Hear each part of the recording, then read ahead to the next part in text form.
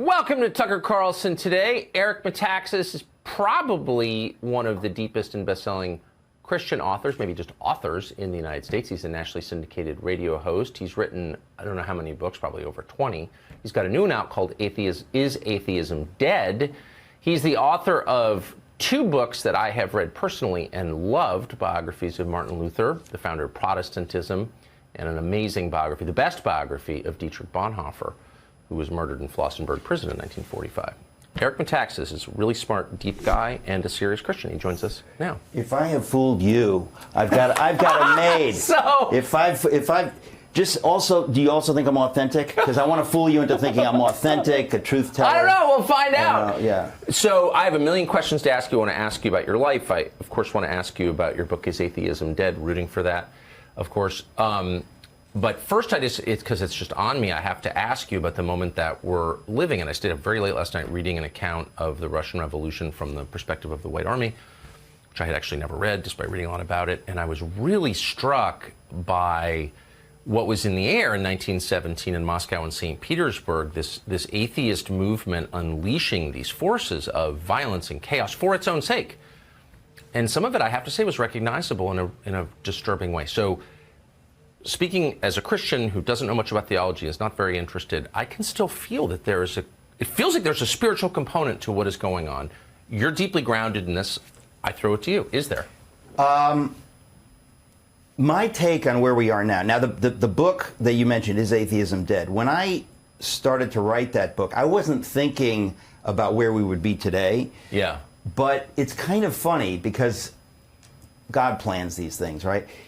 I am just astonished at how bad things are, right? We don't have time to get into it, right. But anybody who I do a very depressing show on this every night. I know you do, and by the way, I can't watch your show too much just because I agree with you so violently that it's like I can't take it. It's like I just know what you mean.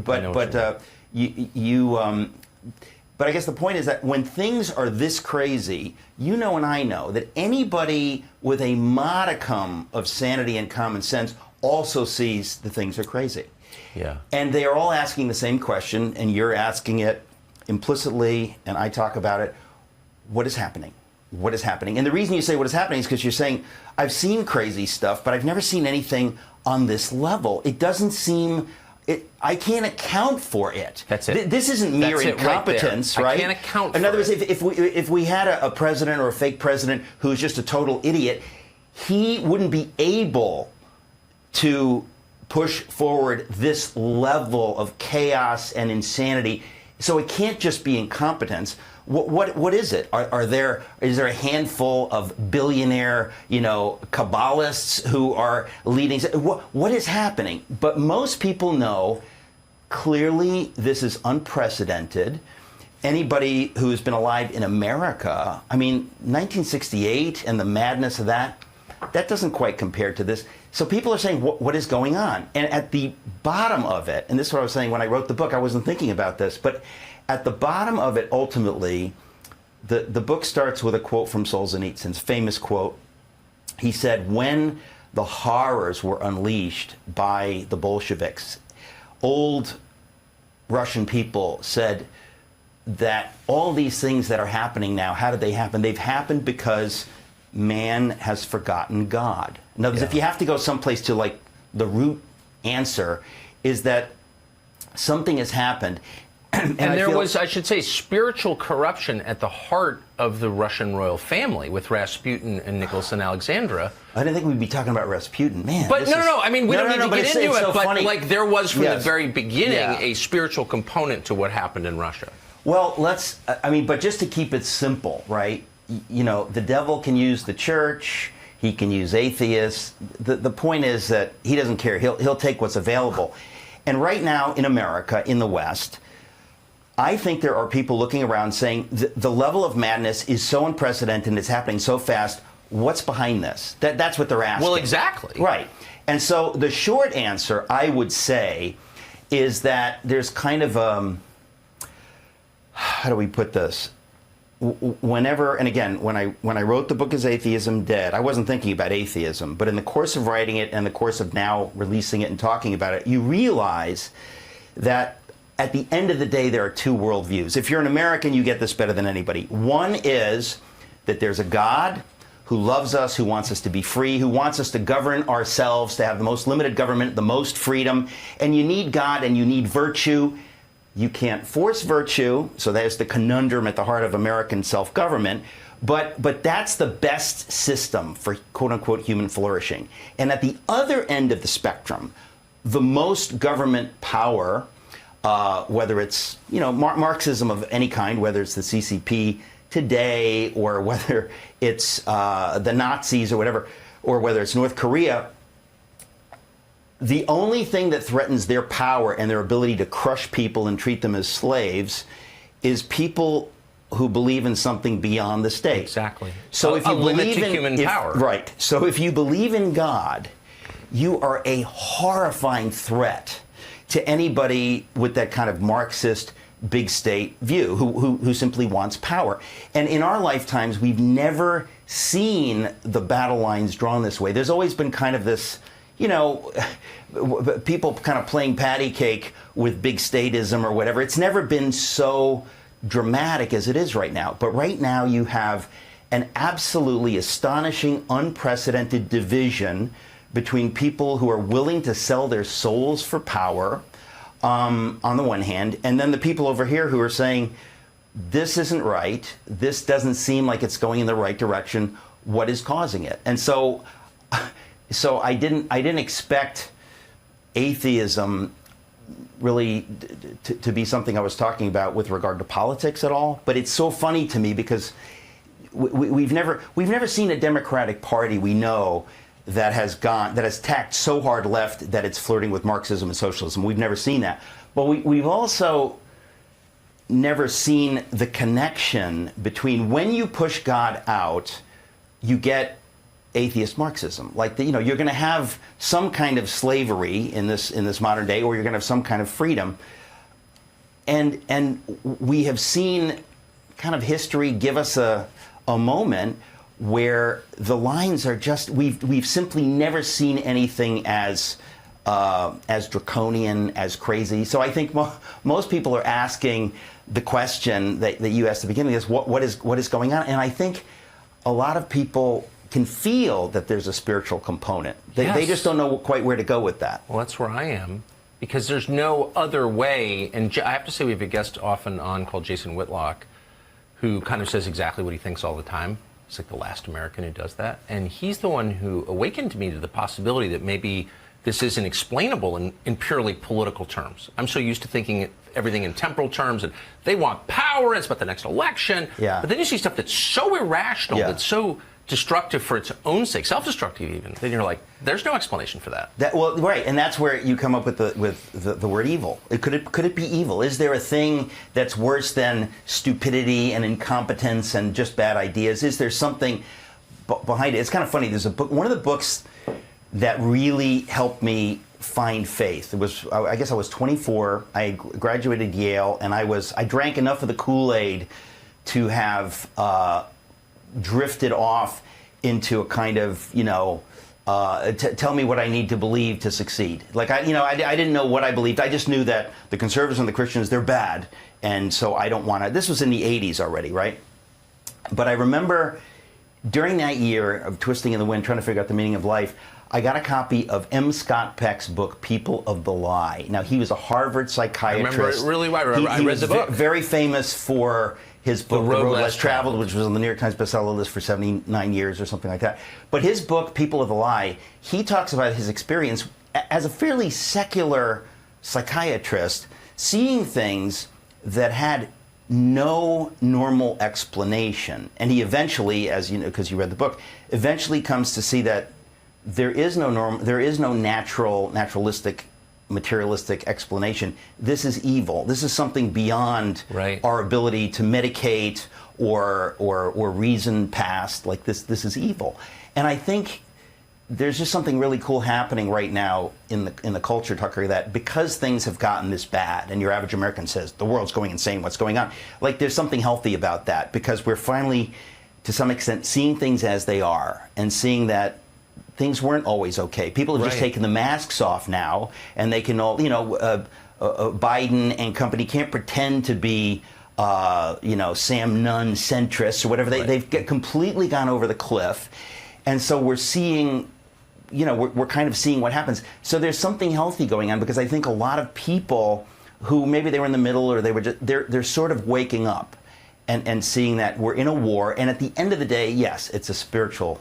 Well, I think it certainly feels that way, and I'm the last person you want to take theological analysis from. But it's not theological. This is what I'm trying to say. It's like we always put it in that box. It's a theological. It's religious. Right. It's reality. It's just that we're now forced to go there to make sense of the larger. And it's perceivable. I mean, I do think that the deeper truth of everything lies in your instincts. Like dogs, you can kind of smell it. My dogs know if you don't like dogs. Period. Like they know. They don't need to be told. Right. Because they can smell it. And we're all in possession of those instincts, and you can feel that something very odd is going. So let's get back. You just said that you were converted to Christianity by an Episcopalian, which has never happened. Is that true? To anybody? Not really. And Scott Peck was. So tell us your story. Where are you from? How'd you get from there to here? Okay. In my previous book, Fish Out of Water, A Search for the Meaning of Life, I tell the story of my life up until my 25th birthday. My mom and dad came from Europe. My dad came from Greece. My mom came from Germany, Nazi Germany, and then East Germany, Communist Germany. They met in an English class in New York City and got married. And anybody knows that if you're raised by a Greek and a German, that means you will be raised Greek. So I didn't know that. Right.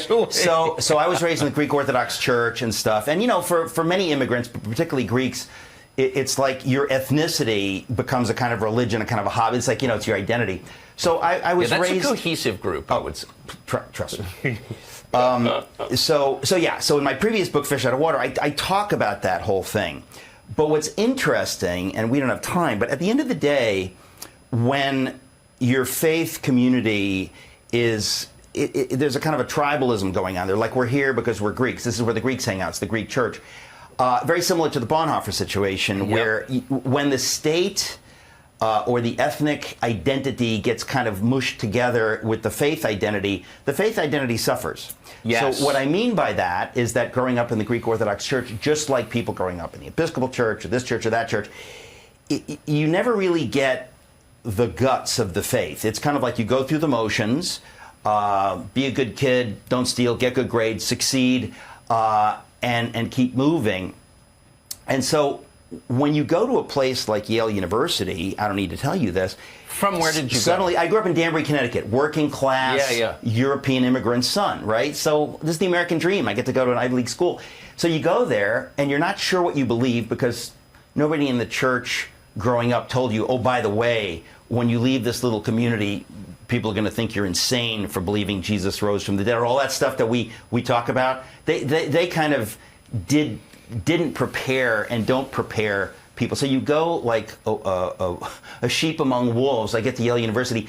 Political correctness had already completely taken over the campus. This is in the early and mid 80s. What year did you get there?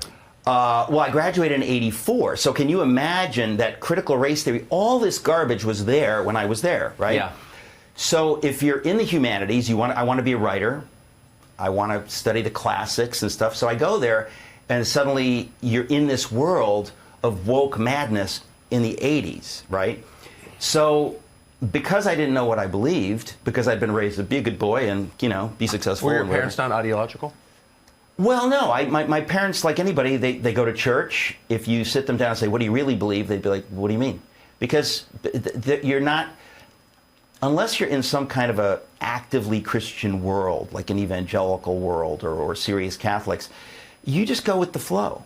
And you're not aware that we're in a war where the whole culture thinks that, believing somebody rose from the dead, that's insane, and right. Like, we'll pat you on the head, and if you have some exotic ethnicity, we'll give you a pass. If you're a person of color, we'll give you a pass. We don't want to embarrass you that you believe that stupid stuff. So when you get to a place like Yale, you're like me, I want to be a writer, and you pretty much get the memo. This is not how the successful people think. They think those people are crazy. So right. I sort of drifted. I graduated with awards for my writing and all this different stuff, and realized, okay, so now all my other friends are able to distract themselves from the big questions like what's the meaning of life by having really great jobs and working really hard. I I don't have a great job. I'm trying to be a writer, trying to write novels. And so I was thinking about this stuff and twisting in the wind. I lived in Boston for a while. I then moved back in with my parents in Danbury, Connecticut. And I always say, like, if you graduate college and you float and drift, it's like a mathematical theorem, like, or it's an axiom. You will move back in with your parents. So I moved back in with my parents. So here your parents are immigrants in Danbury. Working class immigrants who have the dream of sending a son to an Ivy League university. He comes back. You literally go to Yale and then you show up on their doorstep. And you show up on their doorstep like, hey. So my friends from Yale were, you know, their parents were like, oh, Eric's finding himself. And my parents would be like, Eric should find himself a job. Yeah. So it was a really painful year, but in that misery, my father wasn't going to let me hang around the house and pretend to write short stories, so I had to get a job. What can you do with a Yale English degree? Basically nothing. So I got a job as a proofreader at Union Carbide in Danbury, Connecticut. What year? This was 87. So it was post-Bhopal. Oh, I can't believe you're bringing that up. Sorry. We need to do 9 hours. Yes, it was so depressing. I mean, if you take somebody, I was the editor of the humor magazine at Yale. I write poetry. I write short stories. The idea of putting me in that corporate environment under the best circumstances is pure hell. After Bhopal, it was like, so I am living at home with my parents, completely lost, and going to a job proofreading chemical manuals 8 hours a day. Like, it was pure hell. And in the midst of this hell, you talk about Episcopalians, there was a graphic designer who I kind of connected with. He'd bring stuff for me to proofread. He was clearly a born-again Christian who attended an Episcopal church. And we would start talking, and when I realized, like, he really believes what the Bible says, I was like, yeah, I was trained at Yale to avoid people like you. Like, you're crazy. You're a violent insurrectionist. You'll try to kill Nancy Pelosi on January 6th. I know people like you, so I'm going to avoid you. But I was in enough pain living at home with my working class European immigrant parents who were like, what happened to you? We sent you to Yale. We worked menial jobs so you could go to Yale. What do you? So you shouldn't be laughing. It's awful. No. Listen, I didn't come here to talk about my book Fish Out of Water, but it's the funniest book I've ever written because it's all true and it's insane. It's a true story of my life, right? So that year was hell, but looking back on it, it's hilarious. It's insane. So in my misery, I began ever so slightly to open up to the idea of the Christian faith as conceivable, possible. But not too much. Don't get too close with that weird stuff, right?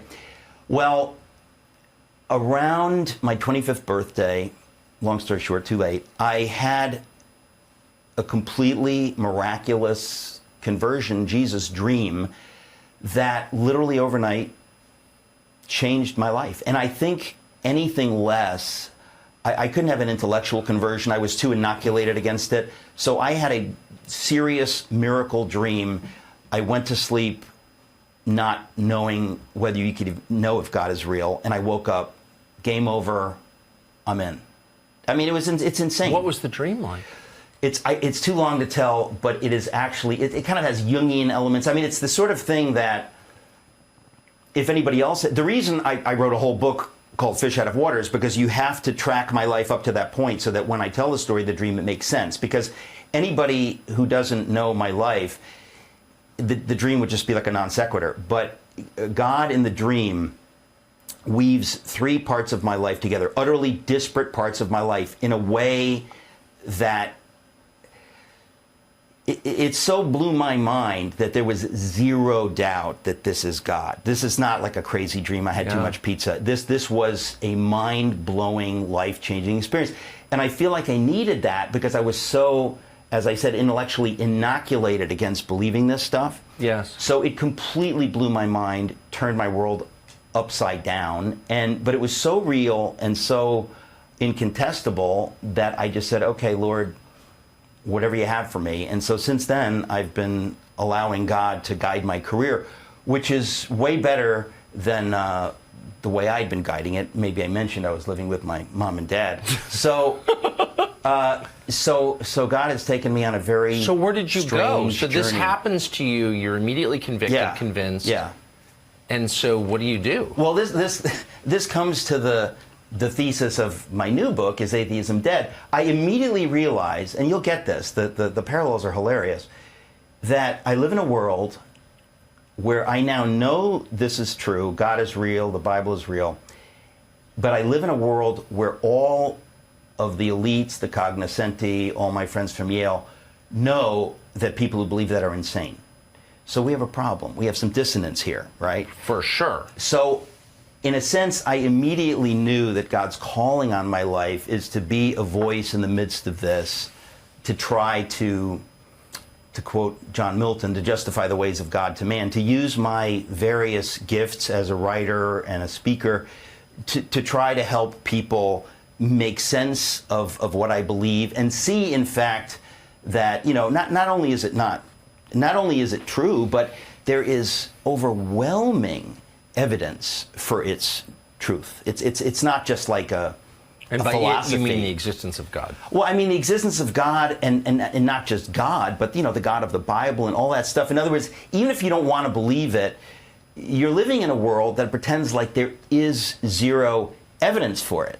And I'm here to say there's outrageous evidence. It's just that if you live in the world in which we live, and God forbid you go to a place like Yale, you will never hear that evidence, and you will certainly not meet people who believe it, because they've been kind of, Yes. they were canceled before people were getting canceled. They're just avoided, they're just ignored. We live in a secular culture. We can't have that. You make a very compelling case. So, what did you do? Like, what was your first job? Okay, yeah. So to be more practical, so I had this moment actually where I remember. I mean, this is like, it is comedy, and it's in the book. I was at Union Carbide. I now know Jesus is real. All this stuff is real. What am I going to do now? And so I remember praying. Did you tell your parents, by the way? Oh yeah, yeah. I mean, you can imagine. They were not like. I mean, when you're young, you say stupid things, and I remember saying to my father that I've really become a Christian, right? And so he's looking at me like, what were you before? Like, you were an altar boy? Like, we drove to church literally every Sunday, so like, what are you talking about? And your services are long in the Greek Orthodox Church, Yeah, right? too long. And I didn't know how to put it into words, because I wanted to say to him, I've been born again. I have a relationship with Jesus. I didn't have that before. Before, I was not a Muslim, I was not an atheist, I was not a Buddhist, I was not a Jew. Oh, okay, I guess I'm a Christian. I was not a Christian. I was a Gentile who didn't really know what I believed, or whether you could even know what you believe. I'd been trained, at one of the finest universities in the land to question authority to the point of not believing there is such a thing as truth and whatever, And so suddenly I have this epiphany. But when you try to explain it to your working class European immigrant parents, they look at you like, "What? Like, is this a phase? Are you crazy? Are you rejecting the Greek Church now? What are you saying? You're going to become Episcopalian? It was complete madness." So, practically speaking, I get it. I remember one day just praying and saying, "Okay, Lord, like, if you were able to reach me in this horrible environment as being a proofreader at Union Carbide in Danbury, Connecticut, post-Bhopal, I'm going to just figure out that you've got a plan. So I will not leave." This is really crazy. I said, "I will not leave this horrible job unless you move me out." This was like a real faith prayer. I said, maybe you have a reason. I mean, if my friend Ed Tuttle, the graphic designer, was here and reached me, maybe there's somebody here you want me to tell about you. Like, I don't know. I'm not leaving this job until you move me out. Literally, like 3 or 4 months later, I remember thinking, okay, maybe I'm going to be here for a while. The next day, I got laid off totally out of the blue. And the same day that I was laid off, I had an appointment with some folks down in Westport, Connecticut, to talk about some nickel and dime writing stuff, like on the side, a couple $100 or whatever.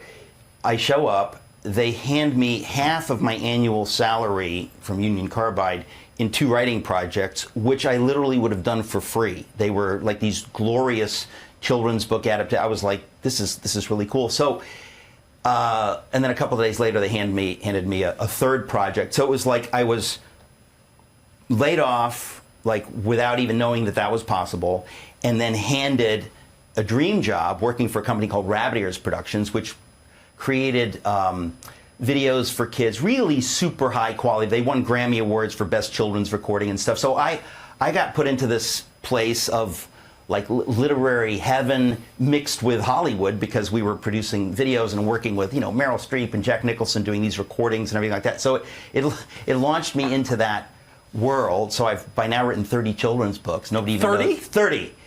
30 children's books. And I have, I work for VeggieTales. Some people know that. Some people are like, oh, now we'll listen to him. You work for VeggieTales?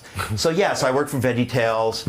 And so I had a very crazy career. I ended up working for Chuck Carlson, who was a hero of mine. Man. I loved him like crazy. At So Prison Fellowship. I worked for him. And so I had all this kind of stuff going on, and it really wasn't until the last 20 years that I have, found my métier writing a book. I've written 13, non-children's books by now. And I have a radio show and a TV show and all this different stuff. But all these years, I mean, as crazy as it all sounds, I have known that at the center of it is God's calling on my life to be a voice for faith and common sense. And once I came to faith, I became a political conservative because I thought, all my friends at Yale, maybe they were wrong about that too. So practically speaking, I had a very difficult career in a sense, trying to make a living, right? But I did all these different things, and it was only when the Bonhoeffer book came out, like 12 years ago, that things kind of exploded for me. What a wonderful book that is. But well, thank you. But the funny thing is, Tucker, is like, who would have dreamt? I shouldn't say that. I would have dreamt when I was writing it, because when I was writing it, I could sort of smell that what I was writing about, I could feel like this is on the horizon in America. Like, it's not the kind of thing you want to think when you're writing a book like this. So I should have said this. Dietrich Bonhoeffer is a childhood hero of mine, and I think probably of some of our viewers, but maybe not all. So can you just give us the 2-sentence explanation? He was a German pastor who got involved in the plot to kill Hitler. The story is so amazing. We're actually making a, $25 million feature film. It's like one of these stories from history that it is so amazing that you cannot help but be moved and changed by it. And when I was writing the book, I didn't quite know this. I thought, he's a hero, I'm going to write this story, but little did I know that it would resonate so powerfully with so many people. Because I think, to get back to what we were saying before, as you go through life, you're thinking, what's the meaning of life? What's going on? And you look at a story like this, you think of a man of integrity who's a serious Christian who, while the Nazis are taking over, he's one of the lone voices in the church saying to the church, we have to oppose this now. And everybody in the church saying, take it easy, young man, don't be a hothead. Well, he'll just be a one-term Führer. We got this, no problem. Well, Bonhoeffer knew that at the heart of National Socialist doctrine were these atheistic, Marxist, ironically, not Bolshevik, but these atheistic ideas that had zero respect for humanity, for God. It was all about power. And he was enough of a serious Christian that he could intuit this before anybody else. So he was kind of like a prophet. And he was saying, you don't understand. What Hitler and these folks believe, if you do not believe that we're created in the image of God, if you do not believe that every human being is sacred, if you don't believe any of this stuff, what's to stop you from murdering millions of your political enemies? Nothing. So Bonhoeffer was trying to wake up the church to what is happening.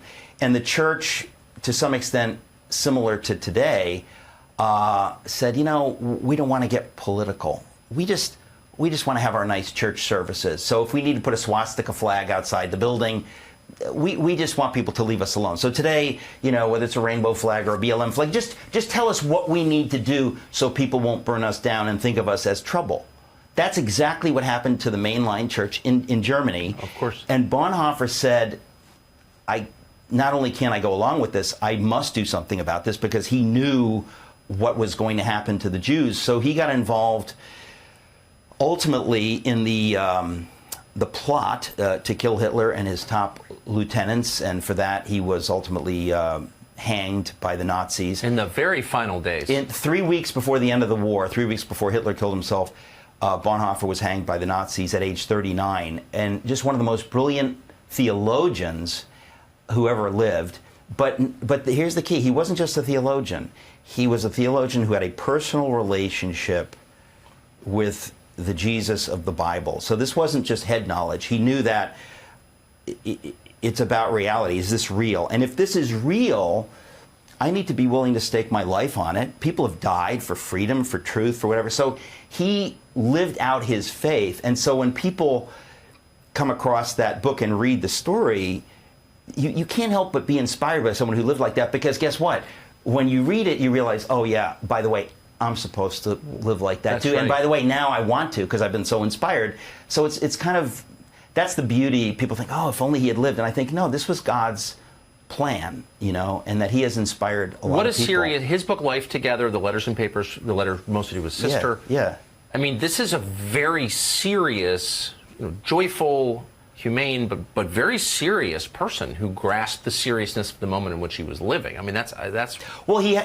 But to me, what makes it really powerful is that his is one of the greatest geniuses. I mean, he was a super genius, but he also had the faith of a child, and that's usually you get one or the other. He had the faith of a child, and he understood that I need to live this out. This is not about me being a brilliant theologian. If I can't translate these highfalutin ideas down to the level that the person in the pew can understand, then what am I doing? I'm trying to impress my colleagues. So he's such an amazing figure because he lived it out. And I think part of what I've done, I've written 3 major biographies, and then I've written shorter biographies, a book called 7 Men and 7 Women. Well, I wrote a book on William Wilberforce. Oh, I knew that. Amazing Grace, the man who led the battle for the abolition of the slave trade. And so these are people that, because of their faith, they were willing to risk everything, because they said, God's got my back. If this is true, I don't need to worry about what's going to happen to my career. Right. William Wilberforce would have been Prime Minister of England if he had not said, I think that this is immoral, that we are making, our economy is resting on a slave trade. And as a Christian, he was one of those, he wasn't just a Church of England, churchgoer. He had this conversion experience. And so he said, I need to live my career. I need to use my career and use my gifts and use my position to do what God wants me to do. So he led the abolition of the slave trade.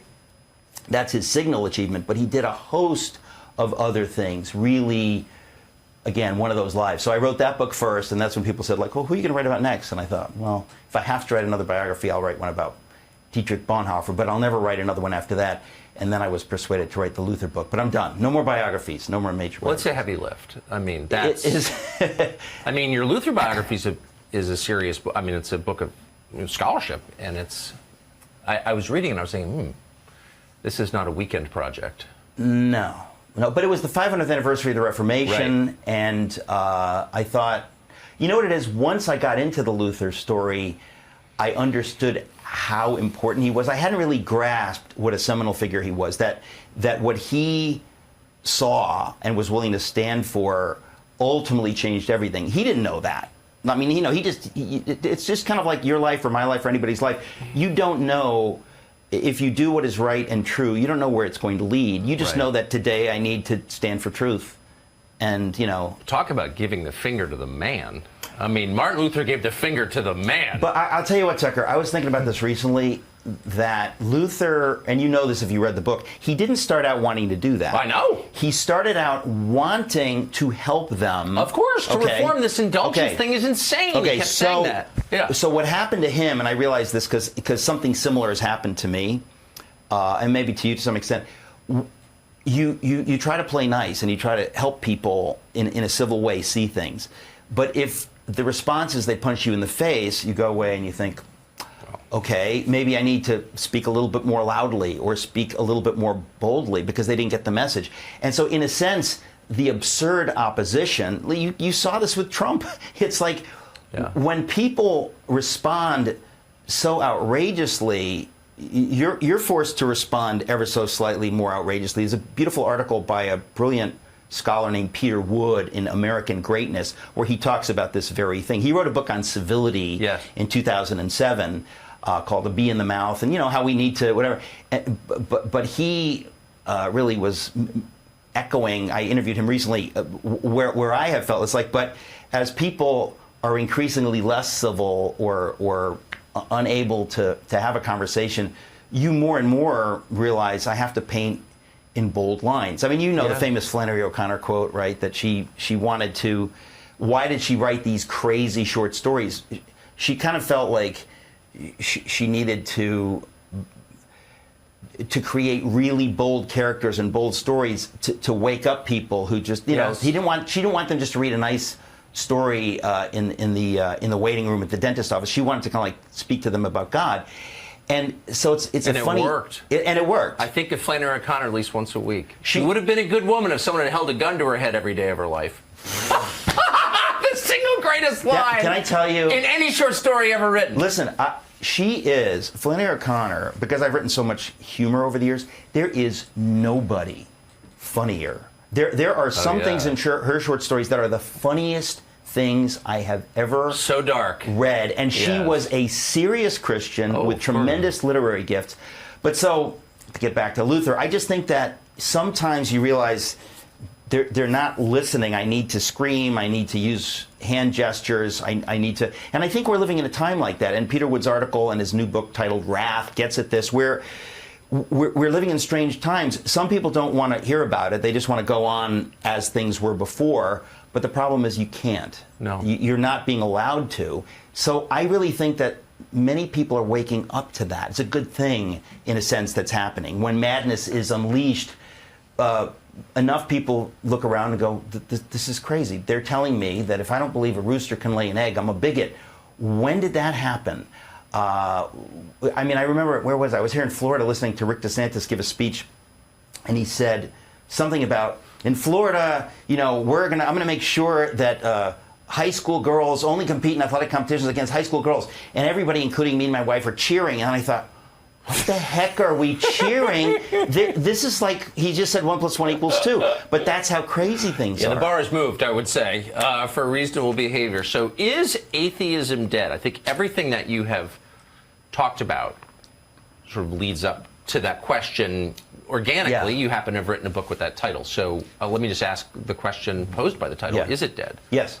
Actually, the reason I gave the book that title, I didn't want to write about atheism, but in 1966, there was the famous Time magazine cover article, Is God Dead? And that's when the ideas of the intelligentsia, of the academy, Darwin, 1859, Freud, Margaret Mead, all these ideas, exist up here. And then at some point, and I say roughly 1966, they trickle down, and Time magazine puts this grotesque idea, is God dead, in the middle of America's living rooms. Right. Okay? Is God dead? At the center of middlebrow culture. Okay? Right. And so, in a sense, the evidence against God from science and everything reaches a high watermark in roughly 1966. So this question is asked. And my thesis in writing the book is that the question was settled by the cognoscenti in 1966.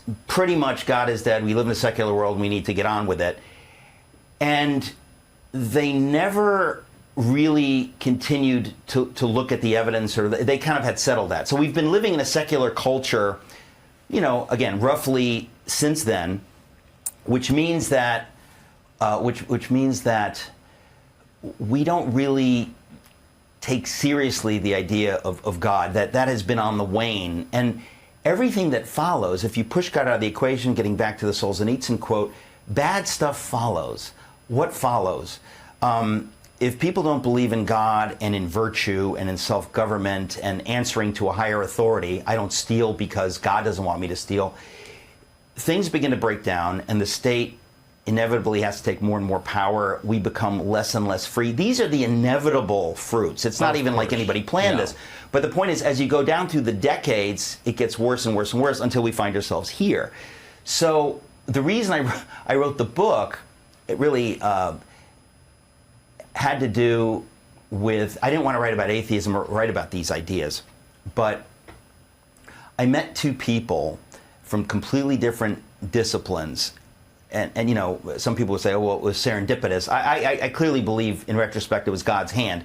But I happened to meet two people who gave me, in effect, evidence for God that was so astonishing from two totally different disciplines that I thought, like, I've been into this whole thing of looking at science and biblical archaeology for decades, but these two pieces are so dramatic, I think I need to write a book, because no one knows either of these two figures or has heard about this stuff. And I thought, and I'll mix in all this other stuff that I've read about over the years. And so I thought, the evidence from science has become insane. Like, it's so overwhelming that there's a creator, the evidence from science, that I said the real question you'd have to ask at this point is atheism dead? Because a rational person can be an agnostic, can say, I hate the Bible. You could say whatever you want, but I don't think, given what we now know from science in the last, let's say, 50 years, since we stopped asking the question, the evidence has piled up.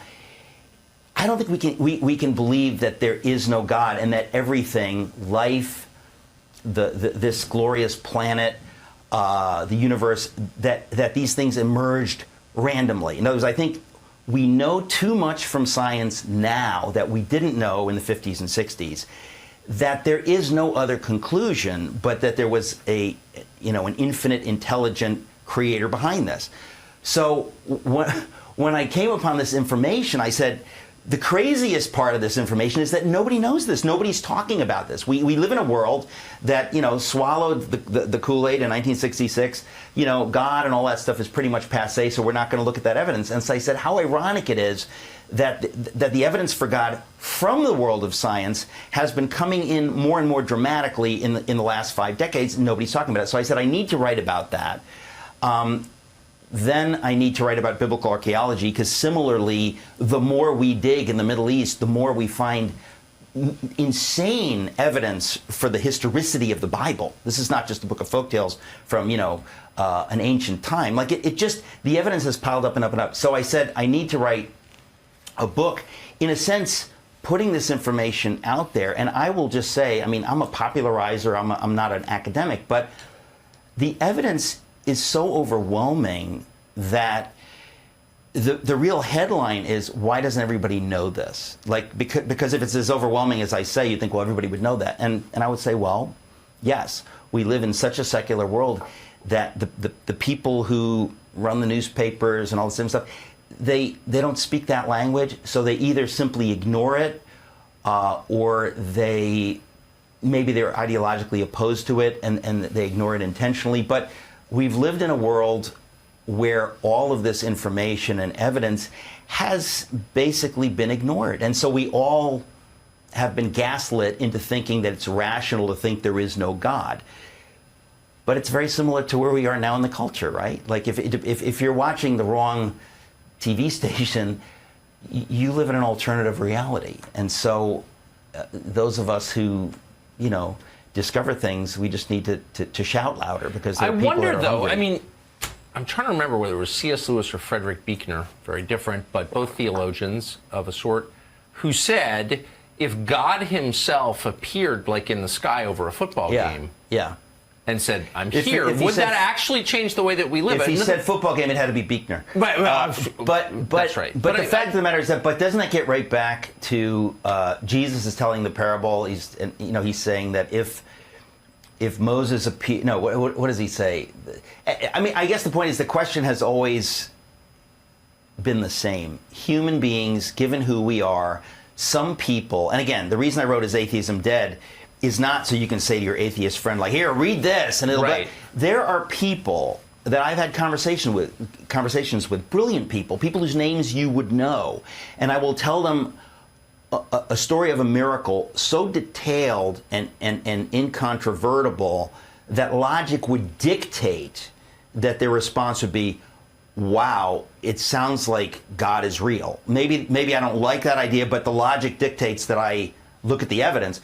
But their responses have, in some cases, been exactly the opposite. And you realize, to get back to your first question, this is a spiritual issue. In other words, you can't argue somebody via logic into the kingdom of heaven. Right. It doesn't mean it doesn't mean that there aren't rational explanations. This is, when we're talking science, we're talking biblical archaeology, we're talking We could talk about atheist nation states. Hey, how's that going for their citizens? Is atheism working for them? How does it work when people believe in God? Does that what? Well, let's just talk about what works. Yeah. The point is that when you have these conversations, some people will hear it and go like, "Wow, that's exciting! I never heard that before. I want to know more." Other people go, "It makes me uncomfortable. What are you having for lunch?" They don't want to talk about it. But I thought I at least owe the people who are on the fence these arguments. And again, the argument from science, I don't mean to be so abstract. I mean, look, Christopher Hitchens, the most famous atheist of recent decades, was once asked in the back of a limo, somebody shoved a camera in his face, said, "Hey, you've debated all these people. What are the strongest arguments on the God side now that you've heard all the arguments?" And in a rare moment of candor, because he could be very nasty and intellectually dishonest, I'm sorry to say, he said, "Oh, without any question, the fine-tuned argument." And that's the scientific argument that the more we discover from science, right, the idea that, if the Earth were the tiniest bit bigger or the tiniest bit smaller, either way, no life, no atmosphere. And you think, how come I didn't hear that in school? Because that's science, that's not religious, right? That's just science. That kind of a metric or parameter, everywhere we look in science, we find that level of fine-tuning, right? So even Christopher Hitchens was troubled by this, and he admitted it. But when I speak in, huge churches and stuff... That's just and I knew Christopher well and really loved him. Yeah. No, I have friends that loved him. Yeah, but when it came to that stuff, for sure, he was... But that's the least, in my view, I mean, the real question is, how do you explain instinct? And Darwin doesn't even attempt it, nor does science. So you're born knowing certain things. This is true of animals as well. And why is that? Actually, there's a new book on the animal stuff. Yes. It is next level insane. The stuff that is programmed into ants and things and migration and stuff. Exactly. There is zero possibility that these behaviors evolve. Well, but zero. They don't even attempt to look. And I think there are things about Darwinism that are clearly. He was a great observer of nature, and some of it's clearly true. But as a sort of theory of everything, if you can't explain instinct, then you're not even approaching the truth. But you're super bright. Most people don't go there. We could talk about this another time. Sorry. No. But what I'm just trying to say is that gets complicated on some level. Yeah, I know. It's another conversation. I know. But the fine-tuned universe, I'm just saying, if you just want to know, did this just get here, or was there some designer behind this universe? The evidence from science, which is literally why I wrote the book, I said it has piled up to a level where it is open and shut, ladies and gentlemen. This is not even a discussion. I'm being polite, even pretending that, it's kind of like saying, was that a hologram of Tucker, or was it real, Eric? Let's discuss this. If I entertain the question, I'm already playing with your head. It's right. No, I was in the room. He was like, why are we having this stupid conversation? The evidence from science has piled up so ridiculously that if you dare to read just what's in my book, I mean, this is a popular level book, but I'm saying most people never come across this evidence. And I think that's how you know we're living in a crazy world, because this is science. This is not some weird philosophy or something. This is what science says. So the fine-tuned argument, there's stuff that we've been able to discover with science recently. You know what I'm saying? 30 years ago, we didn't know this. That most scientists, when they look at it, they go, well, that's really weird. If this were, I mean, there are four, when they talk about the Big Bang, right, they say that within a millionth of a second after the Big Bang, 13.8 billion years ago, within a millionth of a second, the four constants, the gravitational constant, the electromagnetic constant, the weak nuclear force, the strong nuclear force, these four fundamental forces were set in stone less than a millionth of a second after the Big Bang. And if any one of those four constants were ever so slightly different, I mean, by 0.000001, right? No universe. Forget about life and planet Earth. No universe. There would be no planets, no stars, nothing.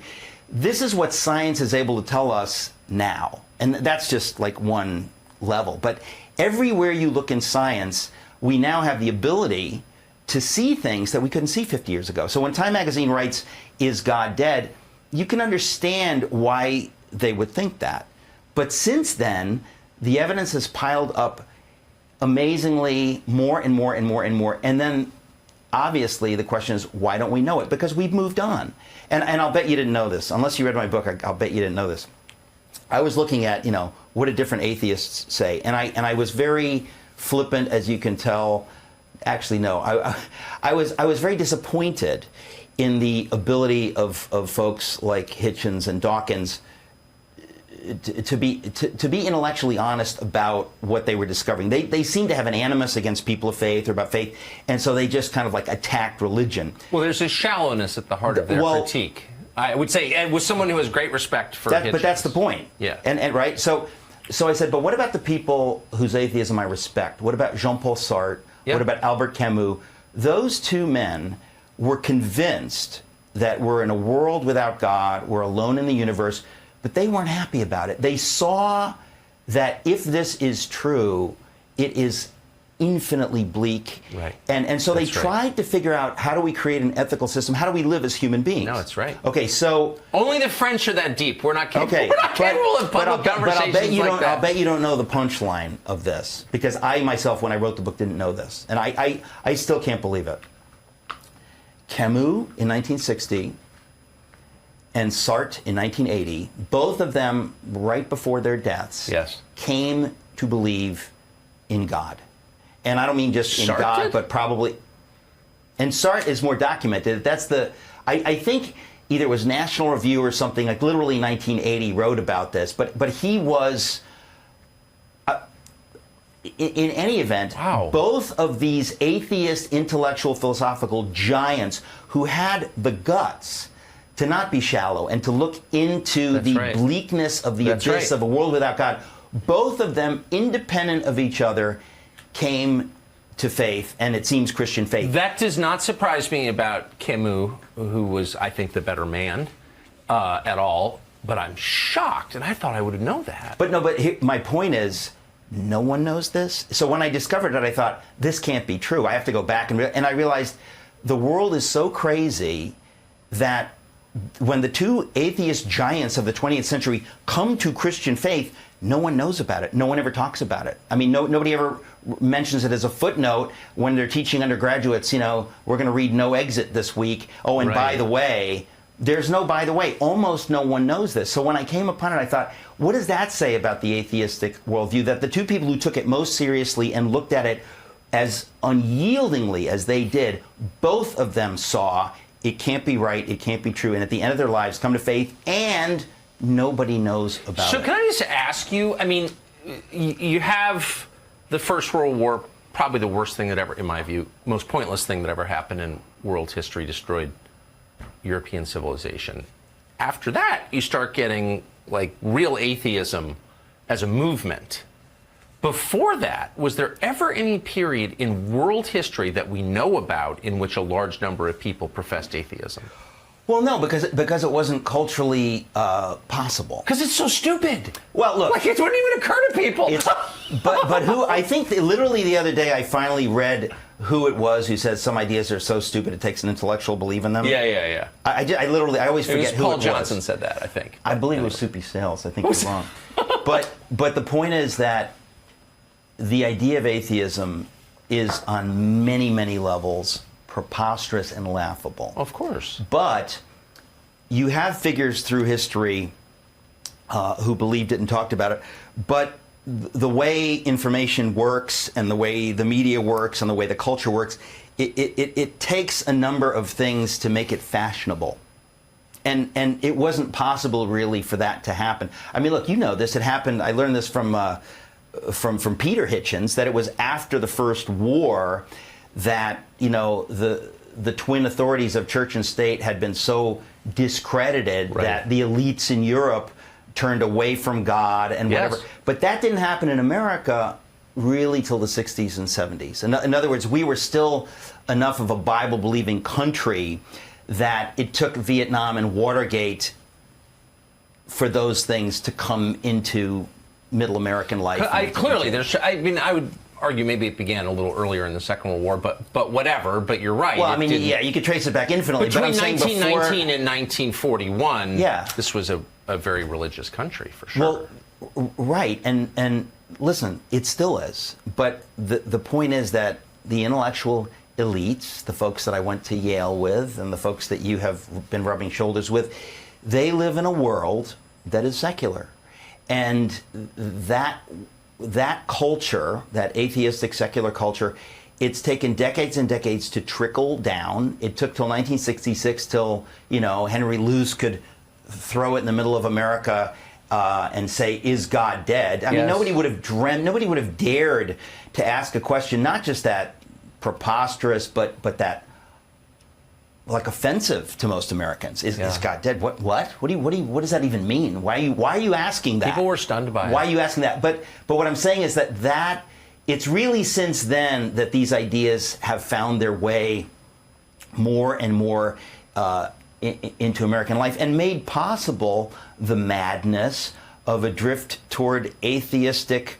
Marxism in America, where we don't have the cultural confidence to say this is a great country, and even though we've made mistakes, people have died so that we could be free, and we've been a force for good, and if we get something wrong, we want to get it right, and we want to be a beacon of liberty. How many decades does it take before the people in D.C. and elsewhere don't have the cultural confidence to say, yeah, America is a great nation? I mean, my parents, when they were on the boat in the mid-50s, passing the Statue of Liberty, leaving their war-torn countries, both of them, as many people did, got up at 4:45 a.m. to come to the top of the ship to see the Statue of Liberty and to get choked up because they had not been educated to mock the idea of American liberty, to mock the idea of the founders that risked their lives for this thing called freedom. They knew the hell of a world where there was no freedom, and they had, I was saying earlier, it's like the faith of a child. They didn't know enough to know that, the elites would sneer at your patriotism. Right. They didn't sneer, and they didn't raise me to sneer at it, because when you hear their stories of suffering in World War II, they both went through hell and hunger. To come to the golden land of America, where your kids might be able to go to an Ivy League school and you may be able to buy a house and stuff. And I think many Americans are still there. They understand that whatever is going on, this is the greatest nation in the history of the world. And if we don't understand that we are in a war where the forces of communism, animated, I would argue, by spiritual forces, they want to destroy the last best hope of Earth. They know there's no America waiting in the wings. There are demons waiting in the wings. And so we're in a battle, and I think a lot of people have gotten a lot of encouragement from you and your willingness to talk about the stuff that other people aren't willing to talk about. But if we don't understand that every one of us has a voice, and if we don't do everything we can right now, 5 years from now, you won't have a voice. I agree with that. You won't, whatever money you have that you can use to give to organizations fighting this now, you won't even have that money. That'll be taken away from you. So you're in a war, and you need to fight now. And I think that there are enough Americans who get that and who understand that this is a spiritual battle. This is God versus the devil, freedom versus the communist Chinese butchering Uyghur Muslims for their organs. I mean, it's that nasty. It's the divisions are that clear. That's where we are. And so, suddenly talking about whether God is real is part of the conversation, because it's at the heart of all these questions. It is at the very heart, and I so appreciate your commitment to bringing the conversation back to the things that actually matter. Like, if you can't even answer what happens when you die, maybe you're not a very serious person. You know what I mean? But actually, lately I've been thinking about this. Like, I'm thinking, hey, folks, like, don't you understand that when all is said and done, what are the questions every human being has? What's the meaning of life? Where did I come from? Is God real? If he is, can I know him? Where am I going? Where am I going? These are the most basic questions. And what you're being told is, keep moving. Don't Just ask ignore those the basics. questions. Don't think about Get stuff. a good job. I mean, I always say that when I was at Yale, it had gotten to a place where the message was clear. Everybody got the memo. We don't ask the big questions here. Yeah. Because we've sort of answered them already, and the answers are so depressing, we will lose our endowment and no one will give any more. So we will not address that. We will just tell you, get a good job, work really hard, and do not think about these questions. And in a few decades, it'll all be over. And by the way, on the weekends, there's like alcohol and sports. Whatever you do not think about these questions because the answers are so bleak and sick, you'll want to commit suicide. So have a good time, and we'll see you at the reunion. That's pretty much the memo. And as I said, because I didn't get a good job, because I want to be a writer, I had time to think about these things, and only by God's grace was I led to the answer. But I know that there are people still working hard to avoid these questions because they don't want to become like Tucker or Eric. They don't want to, they want to keep a good thing going. Tell me where do I... If you'd gone to Citibank, America would have been robbed of this conversation and so much of what you've done ever since. Really quick, we're over an hour. But it's been bugging me the whole conversation. I just have to ask, did your parents live to see you fulfill their hopes, as of course you have? When I get in the car to go to the airport, I'm going to call my mom and dad. Oh, and I'm going to tell wonderful. them that I was hanging out with Tucker and we talked about all these different things. My parents, my dad's 94, my mom's 87. Oh. It is the privilege of my life to be able to see them. I'll see them this weekend in Connecticut. I love them to death. And they have no idea. And I mentioned earlier my book, Fish Out of Water. My father, when I was writing the book, I'd call him up and ask him, can you tell me about that? I was getting details from my childhood and stuff. And he was worried. I find this hilarious. He was worried, like, you're not going to write about that, are you, Eric? You're not going to write about that. And I was like, Dad, like, you're 94. You're not going to, like, lose your job because there's some anecdote in here. And by the way, you inadvertently, this is me and my father, you are the hero of this story. Like, I didn't write it but his picture's on the cover of the book.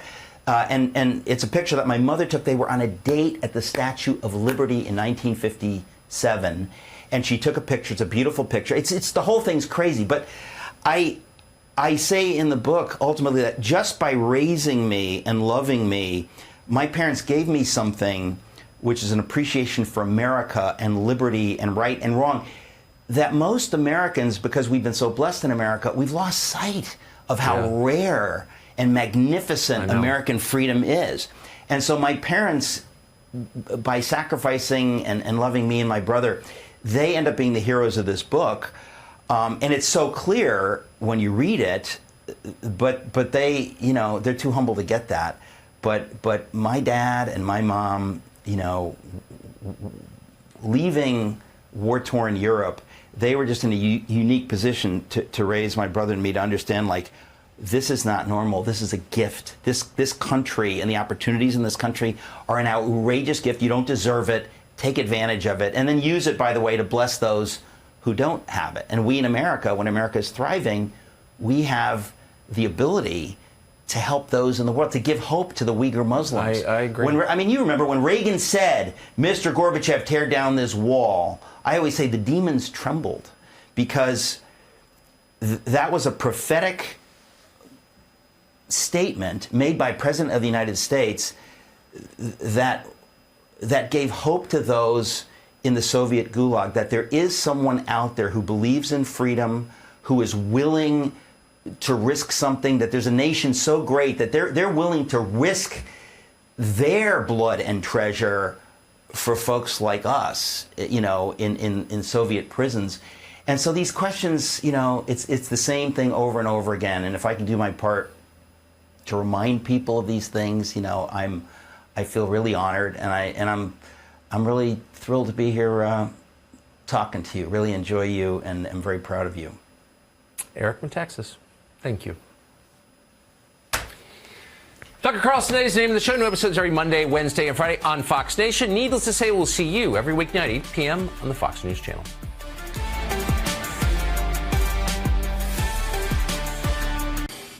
Good evening. evening and welcome to a special edition of Tucker Carlson Tonight. Happy Good Friday. This is the saddest and at the same time by far the most hopeful day on the Christian calendar. There was a time not so long ago when the overwhelming majority of Americans observed Good Friday. They got up, they went to church, they talked about it at the office and at dinner that night. It was part of their culture. That's no longer true. Tonight, you wonder how many Americans even know it's Good Friday. So after hundreds of years, this has finally become a non-Christian country. But it's not a secular country. You sometimes hear people call it that, but they are wrong.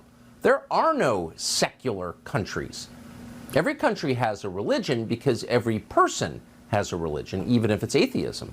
Everybody worships something. We're born that way. We can't get away from it. So what is America's religion now? Well, as it happens, we have video. This is from St. Mark's Lutheran Church in Fargo, North Dakota. It was taken on April 2nd.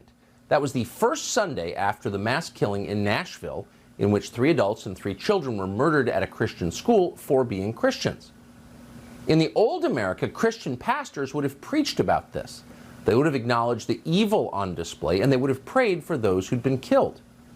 A form of that is still happening today, but the roles have been inverted. In America's new religion, the victims are not the children who died in Nashville. The victim is the woman who killed them. Because Audrey Hale called herself transgender, she was, by definition, a holy martyr. Watch this pastor in a formerly Christian church compare Audrey Hale to Jesus.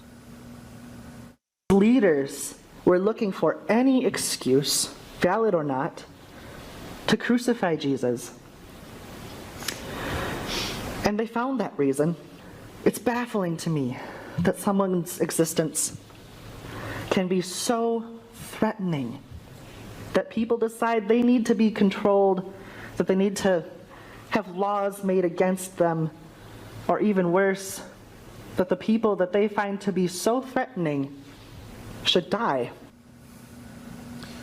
So Audrey Hale's very existence as a transgender person was so threatening to authorities that they killed her, just as the Pharisees killed Jesus. Her death had nothing to do with the fact she just murdered 6 people. That was the pastor's sermon at St. Mark's in Fargo. So it's pretty clear that St. Mark's Lutheran Church is no longer a Christian church. So what is it now? Well, it's a transgenderist church, one of many. Transgenderism is this country's fastest growing religion. Like many faiths, its theology features a supernatural transfiguration, the moment a person is transmogrified from one sex to another. Converts to this faith abandon their old lives and embrace an entirely new self. Their former identities no longer exist. They're dead names. But here's one big difference. Transgenderists do not believe in the God of monotheism. They believe that they themselves are God with the power to control nature. And if you think about it, this should be a concern because it's a recipe for extremism. People who believe that they're God tend to react very badly when told that they're not. So if you're running the government and you wanted to prevent violence in your own country, you would be very concerned about the growth of a cult like this. But the Biden administration is not concerned at all. In fact, it is cheering this cult on. Watch Joe Biden's spokeswoman, just days after the massacre of children in Nashville, explain that when transgenderists, quote, fight back, she approves. 14 states have now banned gender-affirming health care, while some of these laws are currently blocked by courts. This is a dangerous attack. This is awful news. Let's be very clear about that. LGBTQI+ kids are resilient. They are fierce. They fight back. They're not going anywhere. And we have their back. This administration has their back. They are fierce, they fight back, this administration has had back. So this is coming on the heels just days after a massacre in which children were murdered, apparently in response to laws against chemical and surgical castration of children. So the White House is not decrying that. The White House is endorsing it as clearly as it possibly could. And that's why no one from the Biden White House is visiting the grieving Christian families in Nashville. Instead, today, Kamala Harris went to Nashville to promote 3 Democratic Party legislators who led a riot at the State House, a riot designed to promote, yes, the cult of transgenderism. So consider the message here. We're on your side, and not only we're on your side, you, the mentally ill who may be armed, are the victims, and you are being genocided. Your very existence is at stake. In other words, making paranoid people on the edge more paranoid. So fight back. You are fierce. This is not the message to give to religious nuts with weapons, and particularly not this group of religious nuts with weapons. This is a group that has for years been committing acts of violence at rates much higher than you would expect across a cross-section of the population. To give a few examples, last year a trans girl tried to assassinate a justice, Brett Kavanaugh, at his home. Then a self-described non-binary shooter, also a member of the cult, murdered 5 people at a Colorado nightclub. In 2019, a trans teenager shot 9 people in a high school, killing 1. That was in Denver. In 2018, a mentally ill transgenderist shot up a Rite Aid distribution center in Aberdeen, Maryland. That massacre killed 4. So you can see where this is going, and you shouldn't be surprised by it. Mental illness leads to violence. This is a species of mental illness, and there's no mental illness greater than the delusion that you are God. And that's exactly what this cult teaches its adherents. You are God. You can change nature with your will. Change biology. Now, with the endorsement of the Biden administration, the terrorism that is the inevitable result of this belief system is accelerating. Police just arrested a man called William Whitworth. He's a transgenderist, uses the name of Lily, in the state of Colorado. Apparently he had a kill list and a manifesto. He was planning to attack 3 schools and churches, and apparently some talk show hosts too. So it would be nice to see this manifesto or the kill list, but of course you can't see it because the authorities are, as they have in Nashville, hiding it. Now, why are they hiding it? Because they have to. When your religious views violate the unyielding laws of nature itself, you have no choice but to hide things. You have to. Deception is mandatory, and it will soon be reflected in the law. That is already happening in Canada, which is in some sense the new California. If you want to know our future, look north, not west. In Canada, transgenderism will soon be the justification for suspending all freedom of speech. A new law will ban speech that offends transgenderists near drag performances. So you can't complain. Watch. The drag communities are done waiting for this government to take real action in effective ways, and so is the Ontario NDP. The proposed legislation does 2 things, and I will go through them. Firstly, it enables the Attorney General to create a 2S LGBTQI+ community safety zone to prohibit within 100 meters of the property any homophobic, transphobic act of intimidation, threat, offensive threats, offensive remarks, protest, disturbance, and distribution of hate propaganda within the meaning of the criminal code. It also comes with it a penalty of $25,000 if prosecuted successfully. So here's a rule of thumb that is worth tacking on your refrigerator because it explains so much. If the people who claim to be victims are working to oppress you, they're not actually victims. They are oppressors. And once again, with this cult specifically, that is inevitable because at its core is a provable lie, defied and revealed by the unchanging laws of science.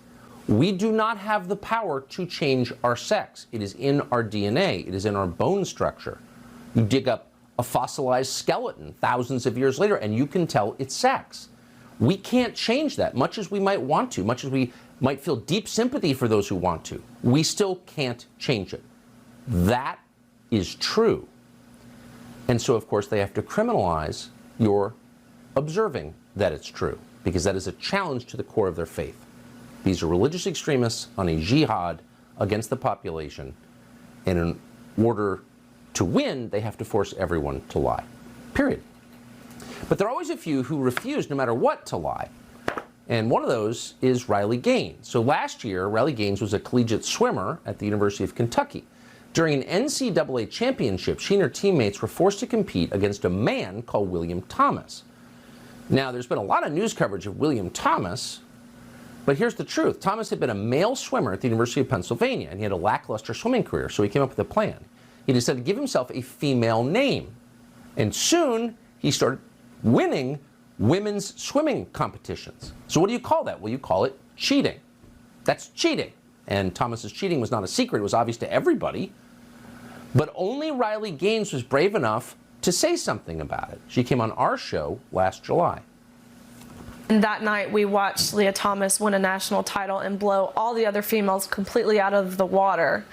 And that next day, we came back and the mood had shifted to where people were mad. The girls, you know, there were tears. These poor 9th and 17th place finishers who missed out on being named an All-American. There's extreme discomfort in the locker room. There's, you know, kind of these grumbles of... Is he wandering around the women's locker room? Yeah. And that's not something, you know, we were forewarned about, which I don't think is right in any means, changing in a locker room with someone who has different parts. So you can probably tell just from that clip that Riley Gaines is not an ideologue. She's not a political activist. She was a college swimmer and assumed that she would be just that, a college swimmer. But she was forced into a place where she had no choice but to tell the truth. She was not going to violate her own conscience. Now, the story she told was almost hard to believe in a supposedly rational country, but it was real. And because nobody else had the courage to stop this trend before it accelerated, similar things began to happen all over American sports, and with predictable results. In November, the National Hockey League sponsored an all-trans draft tournament. A male cross-dresser was allowed to compete against women. What do you think happened? Well, during the game, the man lightly checked a woman into the boards and gave her a concussion. Yeah, because he's a man, she's a woman. In October, a North Carolina high school volleyball player suffered a significant head injury after another man dressed as a woman spiked a ball at her head. You can watch that on YouTube. It's on video. It's awful. But nobody should be surprised that it happened. 9 years ago, a man called Fallon Fox declared himself a woman and competed in a mixed martial arts fight against a competitor called Tamika Brents, who was a woman. In a total of 36 seconds on the mat, Fox fractured the bones in Tamika Brents' face and won the fight.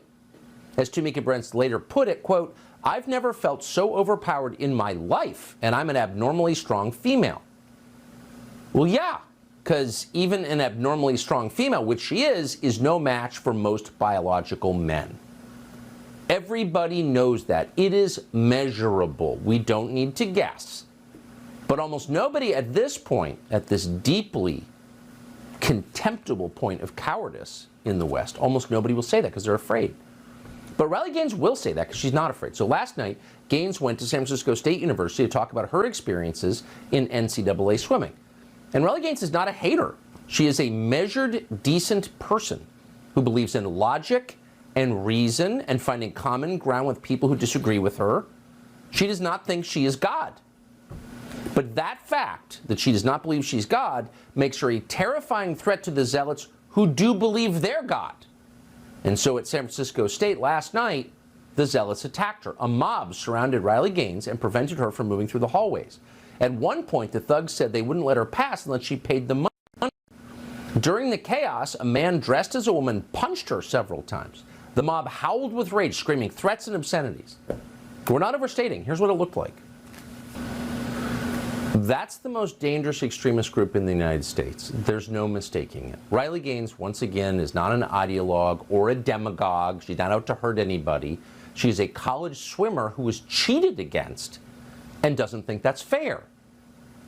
And in the face of that, people threaten her life and scream transparently nonsensical things like trans women are women. Trans women are not women. Women are women and men are men. And that's unalterable. And if you think otherwise, you are delusional. And they are delusional and therefore dangerous. Last night, Riley Gaines was silenced and assaulted at San Francisco State.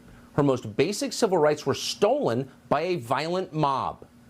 The thing we're supposed to be on the lookout for, well, there it is. If there is such a thing as a hate crime, you just saw it.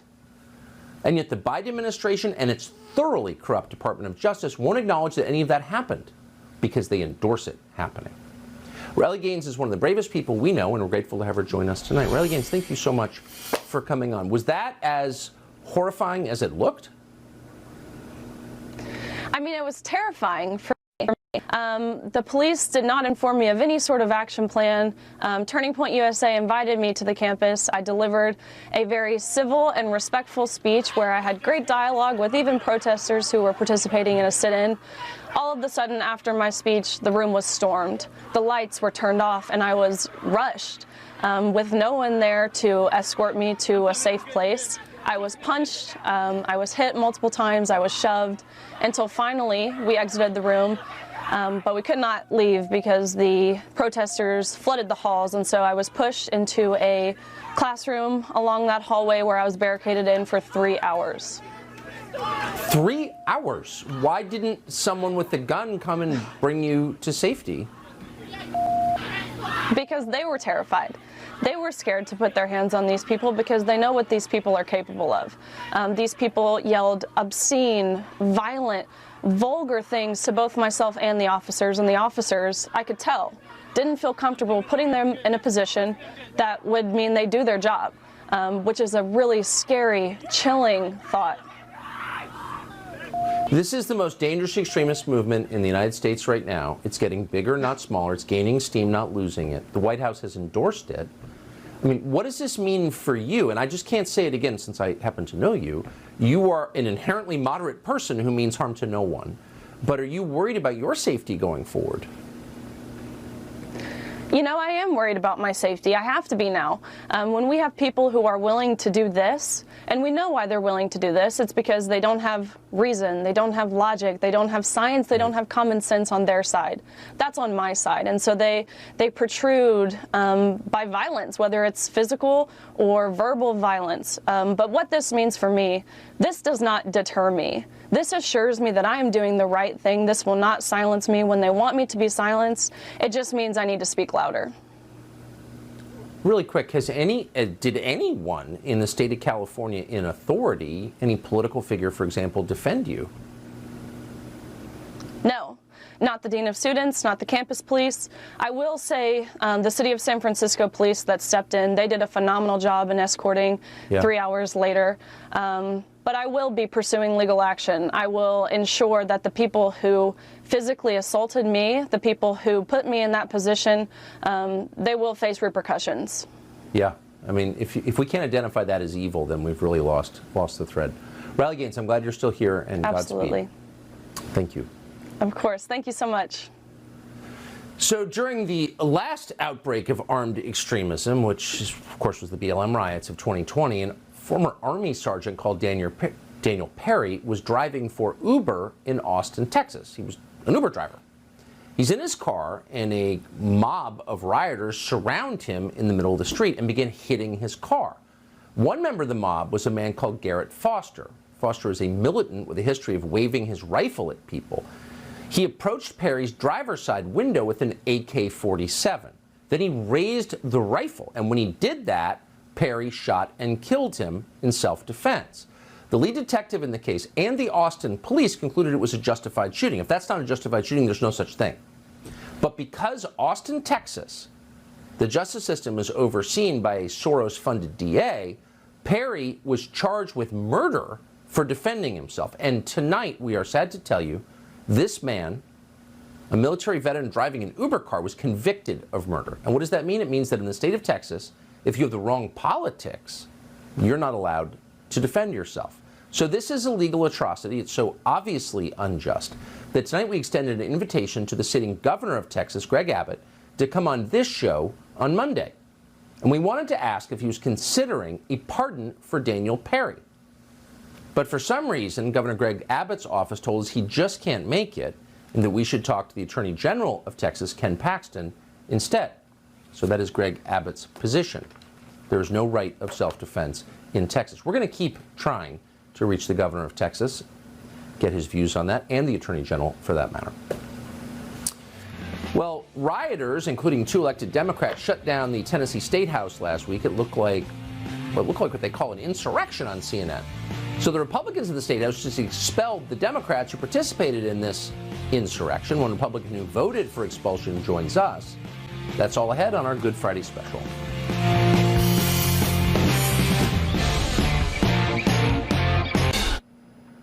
Last week, rioters stormed the Tennessee State House. They shut down the government in the name of child genital mutilation and gun seizures. Some of the rioters also attacked police officers.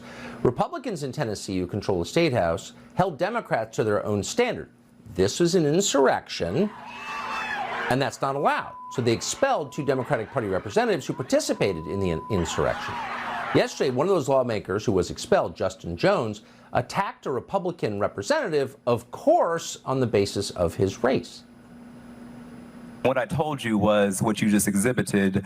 As the only member of their caucus who is not of the Caucasian persuasion, I said that you put a brown face on white supremacy.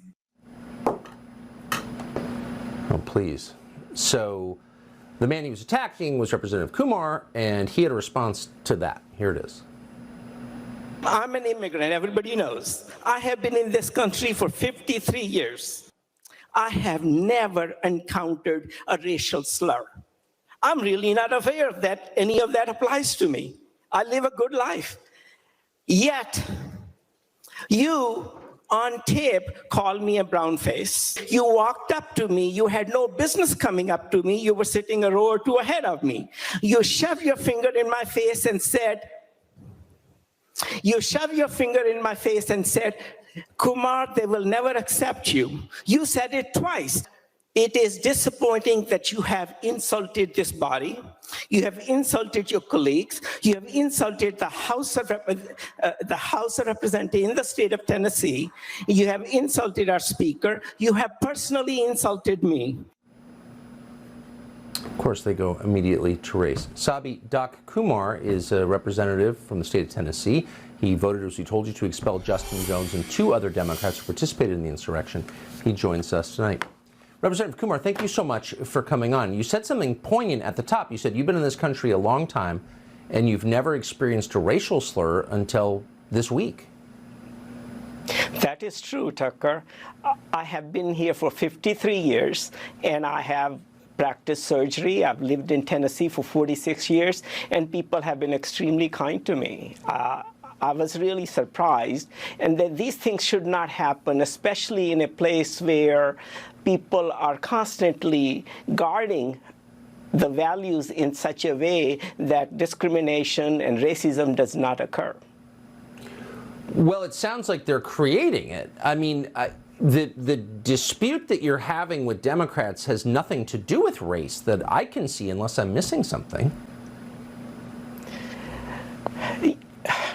The problem really, I think we have to consider in the context of what happened in Nashville on March 27. You know, there was an unfortunate shooting at the Covenant Presbyterian Church. 6 people died, and it is the grace of the Covenant Presbyterian Church that instead of saying 6 people were killed, they count the shooter among those and said 7 people died. That is the community that we live in. That is the community that Nashville is, and people included the shooter among the casualties. And as important as time as it is for our community to allow for healing, to allow for understanding, before we move to plan on what can we do to avoid such violence within our society, these representatives took time to invite people, mobilize schools, bring thousands of children in, and create a situation that it became about them. It was not about any solutions. It was not about sympathy and mourning and other things that needed to be done. It really, they took it as an opportunity for political purposes to demonstrate and mobilize the people against the current administration. Then, in addition to that, not only were they satisfied with making it all about themselves, they went on to basically commandeer the House. They walked into the well of the main area within the House of Representatives, disrupted the function, started mobilizing and shouting and creating chaos within the House of Representatives to the point that business could not be conducted. They took the place hostage. Yes. And that is not the purpose. The idea was, again, to achieve that time of mourning, a time of healing, and go on to think solutions. And it's a frequent thing. Let's do something. Okay, let us take time to do something, but not make it about themselves. Of course. Dr. Kumar, your decency comes right through the screen. And so without knowing a lot of the details, I'm definitely on your side in this debate, and we appreciate your explaining this story to us a little more tonight. Thank you very much. Thank you. So the governor of Washington State, Jay Inslee, ordered all small businesses to close down during COVID. Big corporations that send the Democrats money stayed open, of course. But one brave barber, a rogue barber called Bob Martin, stood up to the tyranny of Jay Inslee's Washington. He kept his shop open even after the government ordered him to pay a $90,000 fine. That's $5 grand for every day he stayed open. When that didn't work, the state said they would take his license away. 2.5 years later, we thought it's time to check in on Bob Martin for an update. He's the owner of the Stag Barber Shop. He joins us now with a special guest. So you... oh, wow, look at that. Jason Rantz, ladies and gentlemen. I needed a haircut. Well, he did a great job. So you, Bob, are still open despite... Clearly, you're a threat to public health, but you've kept your doors open. How'd you do that? I respect the fact that some of these things could have been contagious, but I questioned this one. I didn't believe that it was true. And it turned out when the hospitals were getting paid thousands of dollars to claim that people died of COVID when it actually did not happen. Yes. And it was not legitimate. So I talked to the sheriff about it. He says, those edicts are not law. He says, mandates are not law. So I just figured, the heck with it, I'm going to go to work. I don't care whether they like it or not. I'm holding up to the Constitution. They don't have a right to take me off my working, taking care of my family. And I wasn't about to put up with that crap. So I'm here working, and I'm going to continue to work. They can't stop me from working. I love that. If you don't mind, Mr. Thomas, Mr. Martin, how old are you? 82. 82. I'm 82. Well, I mean, you were a tribute to 82-year-olds. I'm sorry? I spent several years in the Marine Corps. I'm not going to put up with a bunch of crap from these parasites down in Olympia. They're down here bleeding everybody, taking money away from them, and they don't want us to work. I'm not going to put up with that crap. 82, we've learned, is not too old to run for president. So if you do, I hope you'll announce on our show, because we would support you. And you got a great choice of clients there. Jason Rantz, one of our favorites. Jason Rantz, you look great, I have to say. Bob Martin, we just want to check in with you tonight. Obviously, you're thriving and telling the truth. Jason Rantz, great to see you. Thank you. Good to... So you just heard the barber from Washington State call the people who take your money parasites. Is that true? Well, the Biden administration just announced it's spending hundreds of thousands of your money for something called a homosaurus. Homosaurus. It's not a dinosaur. We'll tell you what it is and why you're paying for it after the break.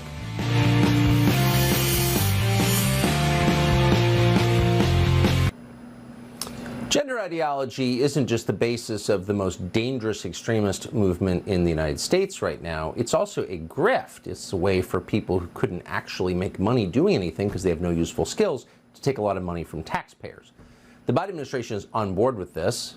They're the domestic Zelenskys, and has awarded $350,000 to the University of Washington to create a Spanish-language version of the homosaurus. So the homosaurus, in case you don't have it on your shelf, is a, quote, vocabulary of LGBTQ plus terms that include definitions for terms we cannot read on the air, because they're really, really graphic. The Washington Free Beacon broke down this story. We are joined by Clay Travis tonight, the founder of Outkick, co-host of the Clay Travis and Buck Sexton show. Clay, thanks so much for coming on. So why would you need, I mean, there's so many levels to this, but the most obvious is, why would you need a dictionary to define terms that are slang terms that people who use them can define on their own? Like, the point of this isn't really to make a dictionary, is it? No, it isn't at all. And Tucker, I appreciate your staff thinking we're going to talk about the Homosaurus. Let's make sure we get Clay Travis. He's an expert. And I in Spanish also saw this. Yeah, in Spanish, no less. I'm very inclusive. I'm not kidding. When I saw this headline for the first time, my legitimate first thought was, even Jurassic Park has gone woke now. Hollywood has given up on all ideas, right? And that sounds, by the way, like the worst possible way to get killed by a dinosaur. I'll just toss that out there right now. But when you really break all this down, it is all so patently absurd. Look, I'm sure you saw the footage of Riley Gaines being attacked. Yesterday, Joe Biden tried to expand the definition of Title IX, Tucker, to include men. It is so unbelievable where we are right now. If you had just told people a few years ago that this would be going on, and it's symptomatic of what is going on with the Biden regime in general. We've got all of these people who were supposedly identity politics guaranteed spots, right? Whether it's Rachel Levine, whether it's Mayor Pete, whether it's Kamala Harris herself. And Biden has put together the largest group of incompetents ever in the history of the United States when it comes to administrations. Administrations so bad that they even make Joe Biden look not that bad, right? That's how bad his VP is. But ultimately, it is a government by checkbox. It's identity over talent. It's a refutation of the meritocracy. And it's all about this symbolic, talismanic absurdity, such as what you're talking about tonight, that they continue to focus on. Meanwhile, we might be on the brink of World War III with China and with Russia. Yeah, ignore that because we've got a Homosaurus. I remember when liberals said they didn't want the government involved in your sex life, and I was kind of okay with that. Now all they talk about is your sex life. Amen. You and me both. Not yours. No, I mean, it's unbelievable. Clay Travis, great to see you. Thanks for trusting my expertise on this, Tucker. I'm an expert. We couldn't think of anyone better. I'm on it. Spanish. Good to see you. So it is Good Friday, as we said at the outset of the show, which is the prelude to Easter, which is on Sunday, and it's a huge day on the Christian calendar. And so we thought, who could we talk to who could explain its meaning? And the first name that came to mind was Vince Everett Ellison. He joins us after the break.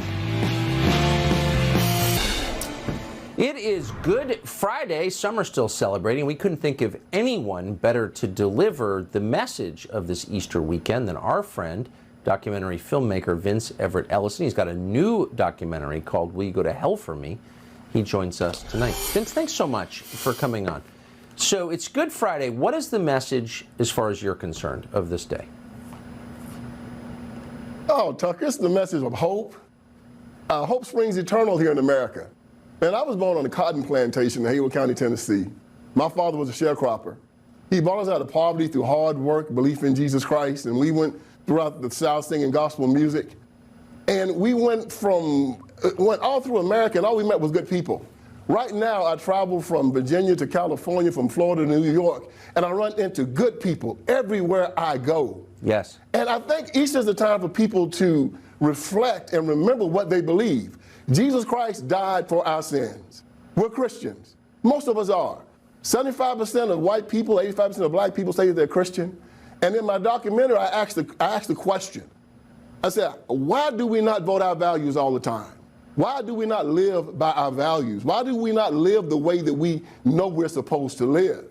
You know, they're going to have this class at Howard where they're going to start trying to teach black people about the problems in America with black people and this and that and the other.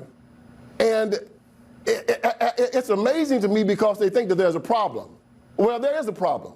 And this is the problem. We've forgotten who we are. And if you want to teach this class properly, all you got to do is tell these black children one thing. Turn away from the darkness, turn away from the hate, turn away from the envy, the jealousy, the screams of income inequality, social injustice, and turn back to Christ. And then say, class dismissed. And that'll be it. I'm not holding my breath for them to do that. I want to go back a couple sentences. You said, and you are a sharp critic of contemporary America. You think a lot of things are going wrong, and I agree with you completely. But when you actually go out into the country and go from coast to coast, state to state, you mostly run into good people. Oh, yeah, man. Great people. It's amazing because they want you to think the world is wicked, the world is unkind, the people are mean and dirty. I was sitting there with my daughter who was watching the 1619 Project the other day. I was white knuckle going all the way through it, right, because there was so much disinformation. And they had this part on it that talked about fear in black America, how police were killing black men. And I asked her a question. I said, how many black men you think were murdered by police last year, unarmed black men? She said, oh, about 9,000. And I showed her the statistics, and it was only 22. And it amazed her. I said, that's too many. But from what they're telling you, they want you to believe that America is wicked, is racist, is full of hate. And it's not. This is a beautiful country. And when we think about the hope that Jesus gave us when he rose from the dead, telling everybody, I have freed you, you're free. You're not under bondage of anyone now. Look to me, and you will be fine. That's the message. Look to Jesus. Look to his resurrection. All things are possible to he that believes. And he said that I lay before you blessings and curses, life and death. Choose life so you and your children will live. So choose life. That's the message. Vince Everett Allison, if you became an Episcopal minister, I would go back to church. It's great to see you tonight. And happy Good Friday. Thank you, my friend. Happy Easter to you and your viewers and your family. Thank you. So if you spend time in the outdoors, you may have seen the Deer Meat for Dinner YouTube channel. The man behind that channel joins us next to share some remarkable video of a triple iguana kill. Yes, that's a game meat too. That's next.